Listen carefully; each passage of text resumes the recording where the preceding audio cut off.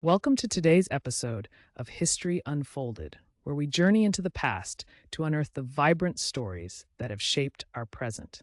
I'm your host, Alex, and joining me is Dr. Nia, an expert on African colonial history.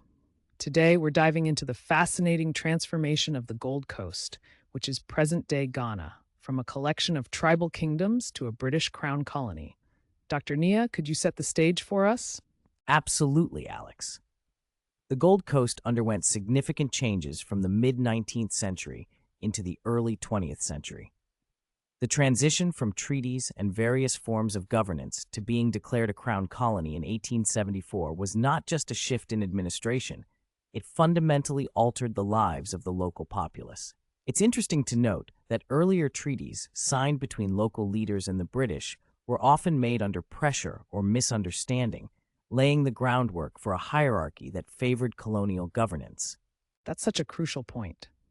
When we think about constitutional history, we often overlook these initial agreements and their implications. Can you explain why these constitutional changes were so significant for the African societies at the time? Of course, the constitutional changes were essential as they represented a shift towards centralized authority. The British colonial strategy involved establishing a robust framework of control over economic and political spheres. This framework often sidelined the voices of local leaders, significantly affecting grassroots governance and representation. For many Africans, it became apparent that these changes not only centralized power, but also marginalized their authority and voices within their own territories. It's fascinating how power dynamics play such a pivotal role in shaping societies. Now, speaking of these dynamics, let's talk about the creation of the Executive Council. What can you share about how this council was constituted and its evolution over time? The Executive Council, established in the late 19th century, initially comprised appointed colonial officials. Its metamorphosis was reflective of the broader geopolitical strategies of British colonialism. For instance, the letters patent and various instructions issued during this period shaped who was included in the council and defined their roles. Notably, it included officials such as the colonial secretary and the treasurer, whose presence underscored the centralized authority of colonial rule, diminishing local input in governance. It's striking to realize that local governance structures were overridden in a way that benefited colonial powers. Now, let's move to the Legislative Council in 1897, which later saw revisions. How did these changes affect representation? The 1897 Legislative Council introduced a framework that had both official and unofficial members, yet the governor wielded substantial power to control the council's proceedings. The inclusion of various members, particularly the Chief Justice, was initially envisioned to allow for diverse representation. However, the governor's influence often constrained genuine representation, leading to discussions about who truly benefited from this legislative body. This limited power model reflected the ongoing tension between colonial authority and local governance aspirations. So the official inclusion often resulted in tokenism rather than true representation. This brings us to the concept of indirect rule that was prominent during this period. Can you explain what indirect rule means in this context? Indirect rule is a governance strategy implemented by British colonizers that leveraged existing local power structures and authorities to maintain control without direct administration. It relied heavily on using traditional leaders, or chiefs, to manage local populations, while the colonial government retained ultimate authority. This system often created tensions between local leaders and the British, as it forced chiefs to navigate complex loyalties and expectations from both their communities and colonial overseers. Interesting. It also highlights how colonial rule was not just imposed, but required negotiation with existing structures. Fast forwarding to important constitutions like that of 1925, what were some significant features that emerged? In 1925, the introduction of limited elections marked a noteworthy development.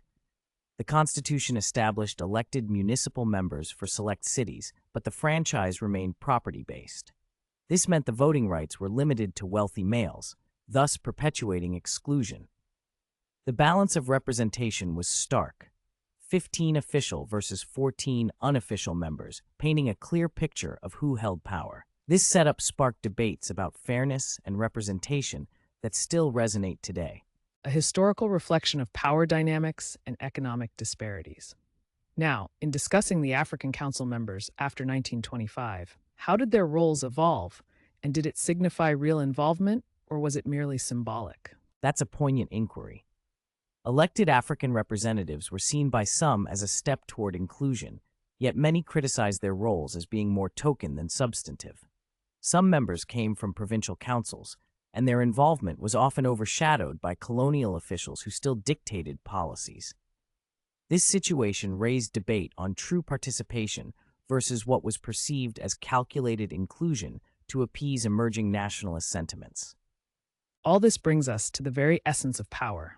It can be both granted and withheld. Let's shift our focus to the governor's veto powers. What insights can you share about his influence on legislative decisions? The governor's veto was a substantial barrier to legislative progress. For instance, many financial measures needed the governor's approval before being enacted, allowing one individual's power to shape broad policy outcomes. This practice maintained a profound imbalance, where laws could be enacted or halted based solely on the whims of the colonial governor, demonstrating systemic control and governance. Examples include land ordinances that directly impacted local communities without their consent. This paints a vivid picture of colonial power structures. Now let's explore the contest over sovereignty related to land and forest ordinances. How did these issues highlight tensions between colonial power and local rights? The discussions around land laws often confronted long-standing indigenous rights. Terms like public and crown lands were contentious, signifying a struggle between colonial claims and indigenous claims to land. Local chiefs, landowners, and lawyers often challenged these ordinances in court, pushing back against colonial definitions and seeking to uphold their heritage and rights. The conflict was a reflection of the broader struggle for sovereignty and national identity. Struggles that still resonate in contemporary debates over land rights. As urban councils started emerging, what did local government experiments look like, especially in major cities like Accra? Urban councils were significant as they offered a glimpse of self-governance. These councils were responsible for local rates, services, and bylaws.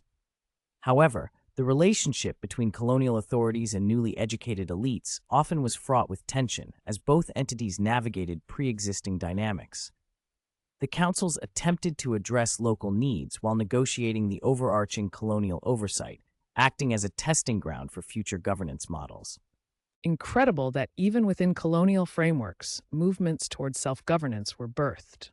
Now, the climax of these developments leads us to the 1946 Order in Council. How did this moment mark a turning point in governance?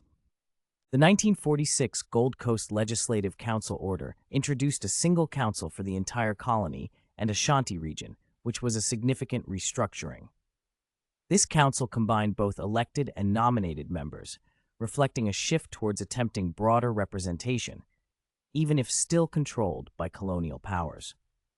Many contemporaries viewed this moment as a constitutional turning point, igniting aspirations for full political participation among educated Ghanaians. It sounds like it was both an opportunity and a challenge. As we relate these constitutional changes to the rise of African nationalism, what role did intellectuals and local leaders play in this narrative? Intellectuals, such as lawyers and journalists, were pivotal in shaping the discourse around rights and representation. They utilized media to advocate for wider suffrage and greater governance accountability. Petitions and public speeches became tools to rally support and mobilize communities, highlighting how nationalist sentiments grew out of dissatisfaction with colonial governance.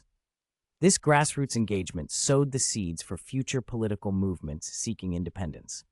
What a transformative time in history, a blend of frustration leading to activism.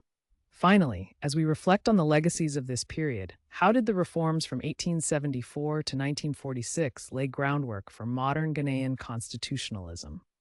These early reforms laid critical foundations for subsequent constitutions introduced in the 1950s and beyond. Elements such as executive dominance, land rights disputes, and struggles for representation remained pivotal in Ghana's political evolution. Understanding this legacy encourages us to critically evaluate which elements persist in today's governance structures. It's fascinating how history informs our present. Dr. Nia, thank you for your insights today. This journey through the Gold Coast highlights the complexity of colonial governance and the intricate dance of power, providing lessons that resonate even now. Thank you, Alex. It's been a pleasure discussing this pivotal period. Until next time, let's keep exploring how these narratives shape our understanding of contemporary issues. And thank you to our listeners for joining us on this historical exploration. We hope you'll join us again as we delve deeper into the echoes of the past and their impact on our world today.